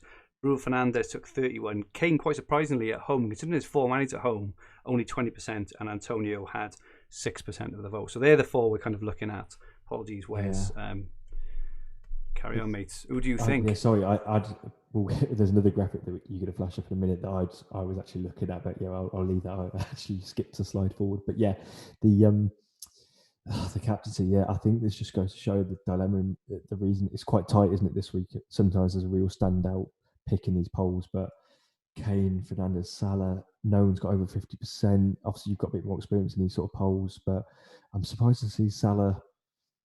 Am I surprised? I don't know. It's so tough. I was surprised last week. It was the same last week because Kane was really low. Saying, Kane was, and then Salah was Salah much higher than that last week, wasn't it? 50%, I want to say last week, but Kane was over 20.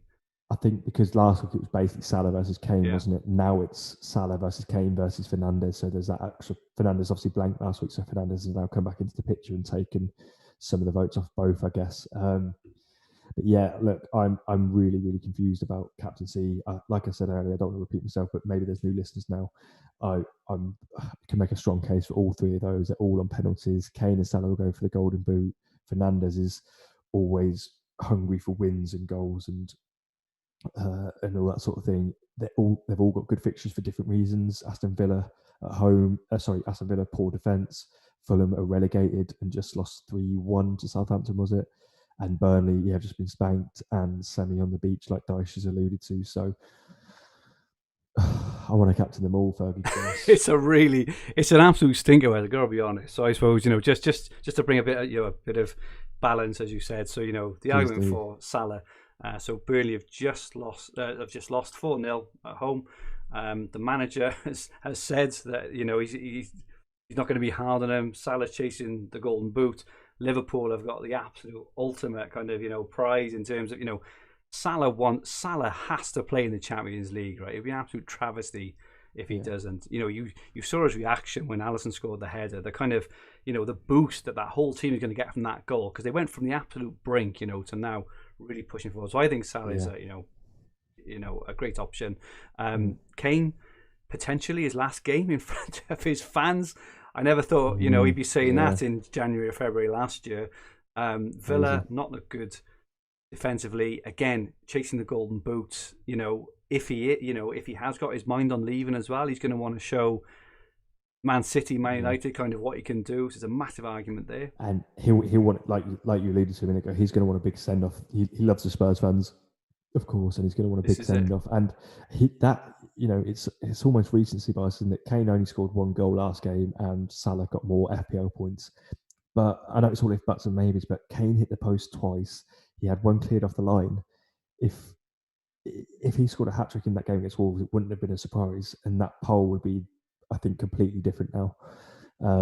And the week before was the same as well, mind, because he scored Leeds, 2 disallowed goals against Leeds and at the bar as well. Yeah. So in terms, so he could be off the back of really good. If you just look back at FPL points, it can be a bit misleading because and stats don't obviously include Kane scoring that offside goal. Won't even go down as a shot, will it? Because he was a toenail offside. So in terms of the stats, that doesn't exist. So that's again why you've got to watch football and see if Kane is sort of, was he struggling from injury or was he just quite unlucky to dodge points? And it was the latter, wasn't it? It was. And then with Bruno then as well. So, Fulham have just been pretty awful.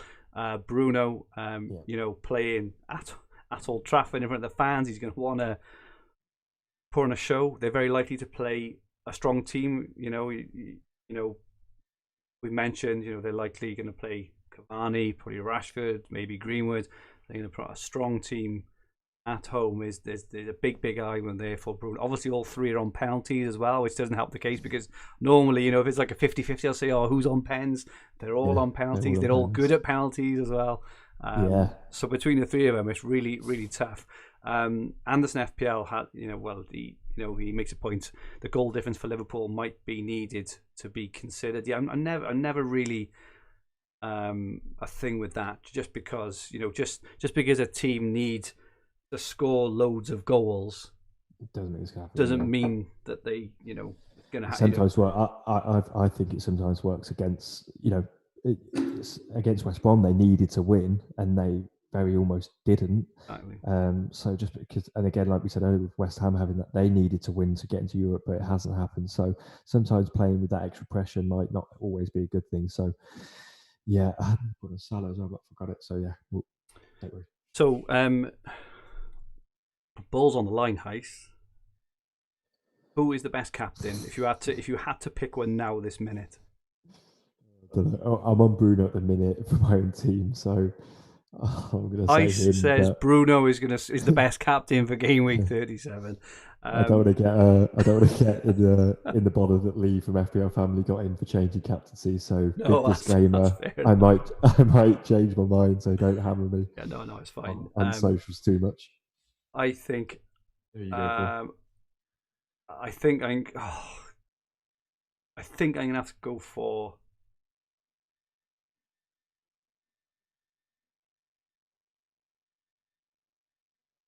I don't know. I can't even say it. I can't even say it because it's so 50-50 between Salah and Kane. I've gone off Bruno, but Salah and Kane, it's gonna go to the wire. But I think, I think it's Kane. I was gonna say Salah because of the polls and wherever else, but I think Kane for me at home against Villa.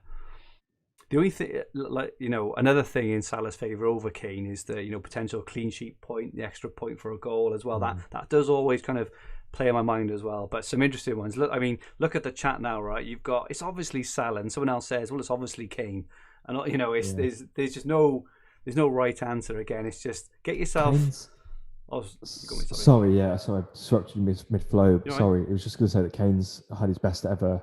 He's already got his best ever FPL season with a couple of games to go, and that's seen despite obviously missing a few games with 2 different injuries. I think this season he hasn't missed that many, but he has missed a few. And Kane has got his highest ever FPL return because of the assists he's now added to his goals as well. So yeah, I just wanted to add that in. But yeah, sorry, I disrupted you. No, it's all good, mate. Everyone thought that that the stream had froze because I took too long to answer. I'm still not sure, but I was going to say Salah. I couldn't get Kane out of my head, but I think at the moment I think it's Kane. That's not to say that he will definitely be. You'll definitely have my armband. It's going to be, get all the information, as much team news, as much everything as as I possibly can. But I'm just reading the chat as well about it just making me laugh seeing everyone saying that it froze and that silence. I know exactly. That's it's because I was so stuck. It's such a tough one.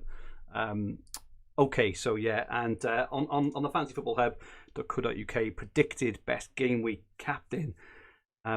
Mo Salah by quite a distance, actually. 7.7 points predicted points for Salah. Second is Kane, and surprisingly with 6.7.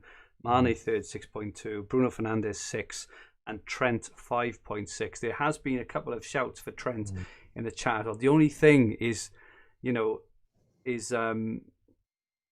I think you are reliant on attacking returns, because I think Burnley will score, because Liverpool just can't defend as a unit. Alisson's a great keeper. Trent and Robertson and Nat Phillips individually are good defenders, but as a team, they just haven't got it. They just always concede. I'm sure I saw yesterday that West Brom, I think they had 8 shots in the box, or 3 big chances. Yeah. It's absolutely crazy. So and again, they had that goal disallowed for offside, which won't show up in the stats, which was obviously it was quite an unlucky disallowed one, wasn't it? Because of the keeper being obstructed. It was a bit of a dodgy one for West Brom fans, that one. Yeah. Again, I know what's going to happen now, right? I'm going to go on Twitter tomorrow.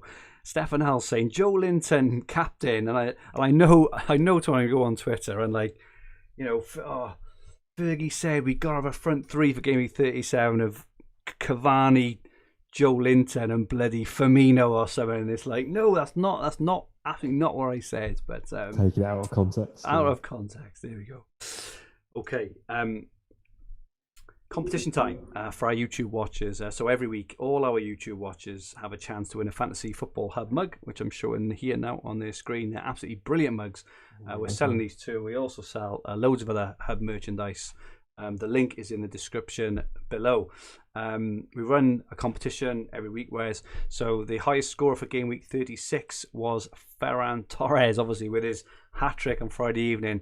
Please let me know if you think you won. I couldn't find anyone in the chat from last week who picked Ferran Torres. If you did pick him, please let me know. Send me a screenshot.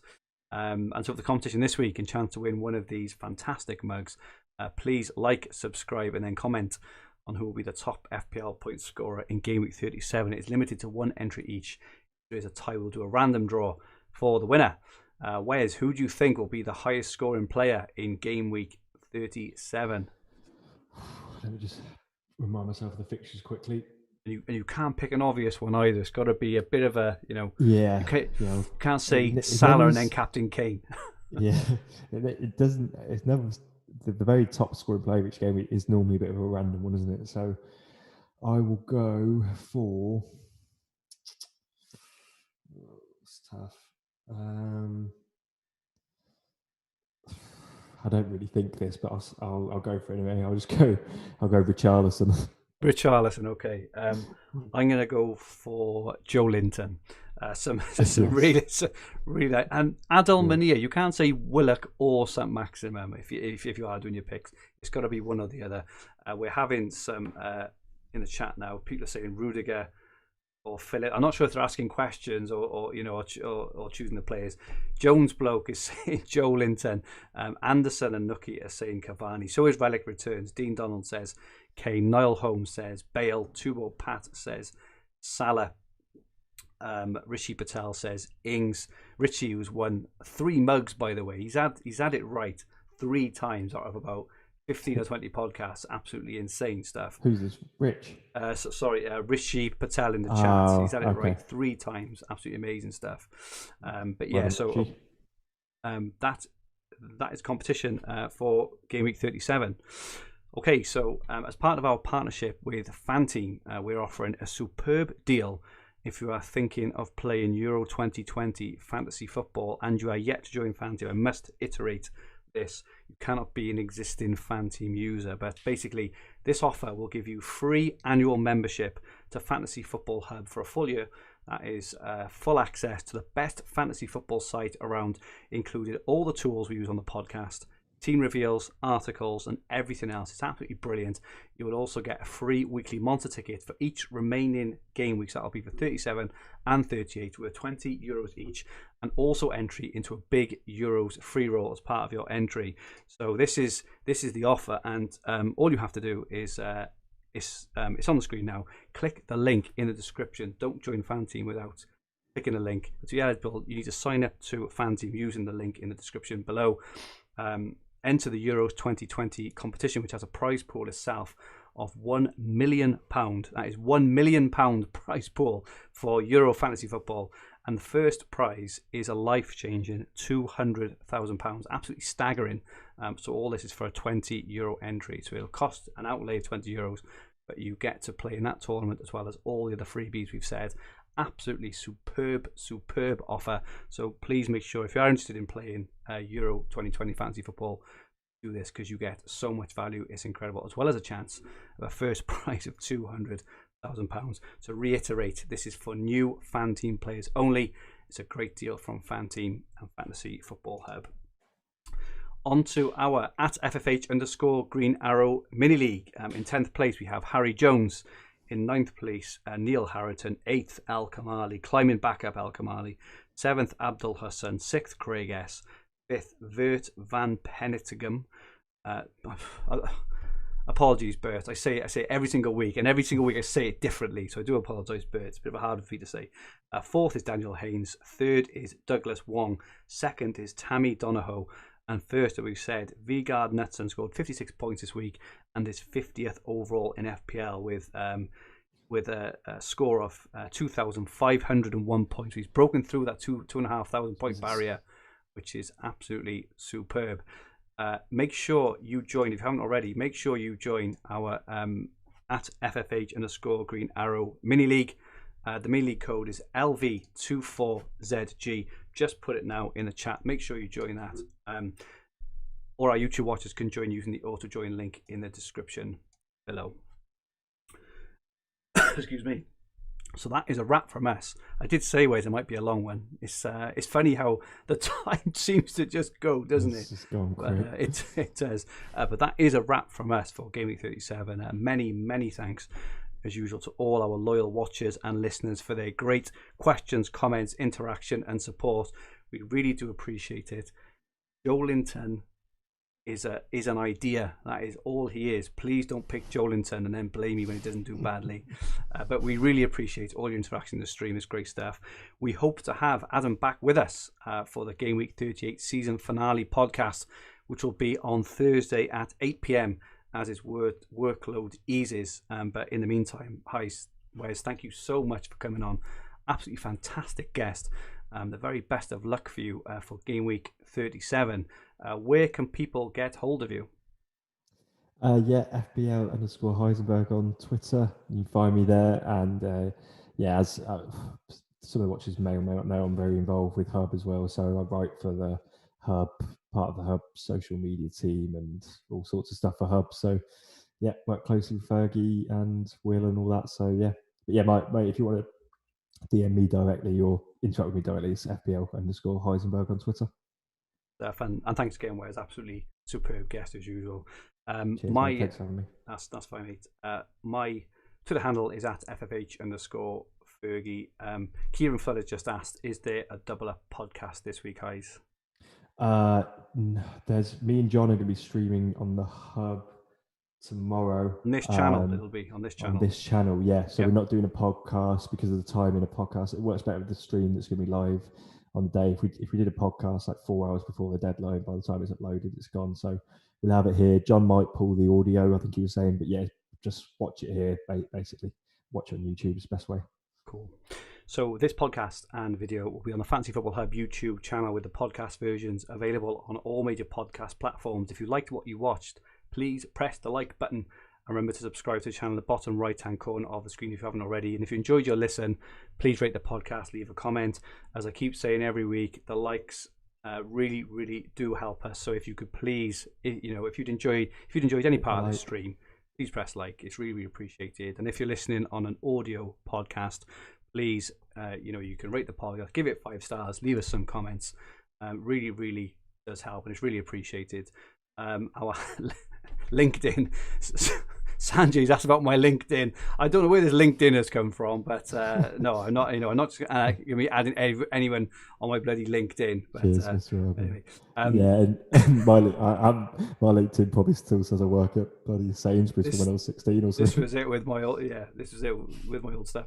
Our handles on Twitter, Instagram, and TikTok are at FFH_HQ, and our podcast Twitter handle is at FFH_Green Arrow. So make sure you drop us a follow. Our website It's fantasyfootballhub.co.uk, where you will find everything you need for fantasy football all under one roof, including player comparison tools, the fixture ticker, Opta stats, top player team reveals, points prediction tools, everything you could ever need.